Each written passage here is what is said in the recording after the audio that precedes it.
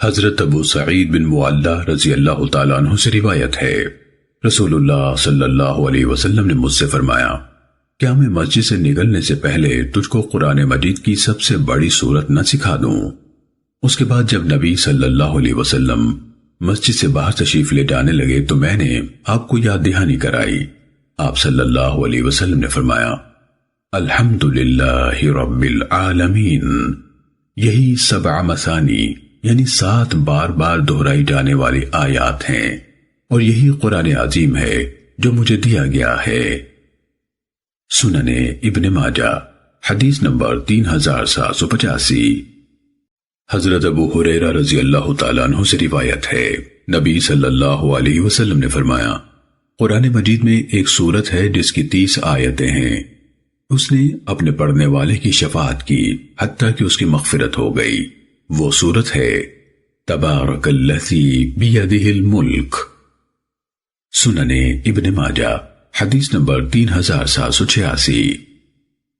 حضرت ابو ہریرہ رضی اللہ تعالیٰ عنہ سے روایت ہے، رسول اللہ صلی اللہ علیہ وسلم نے فرمایا، قل هو اللہ احد یعنی سورۃ اخلاص 3 قرآن کے برابر ہے۔ سنن ابن ماجہ حدیث نمبر 3787۔ حضرت انس بن مالک رضی اللہ تعالیٰ عنہ سے روایت ہے، رسول اللہ صلی اللہ علیہ وسلم نے فرمایا، قل هو اللہ احد یعنی سورہ اخلاص قرآن کے 3 حصے کے برابر ہے۔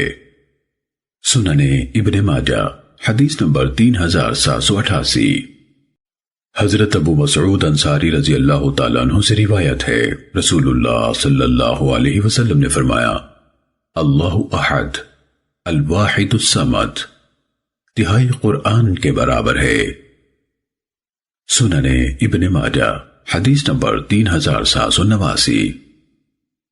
حضرت ابو دردہ رضی اللہ تعالیٰ عنہ سے روایت ہے، نبی صلی اللہ علیہ وسلم نے فرمایا، کیا میں تمہیں ایسا عمل نہ بتاؤں جو تمہارے اعمال میں سب سے بہتر، تمہارے بادشاہ اللہ تعالیٰ کو سب سے زیادہ پسند، تمہارے درجات کو سب سے زیادہ بلند کرنے والا، اور تمہارے لیے سونا اور چاندی اللہ کی راہ میں دینے سے بہتر، اور اس بات سے بھی بہتر ہے کہ تم اپنے دشمن کا مقابلہ کرو اور ان کی گردنیں کاٹو اور وہ تمہاری گردنیں کاٹیں۔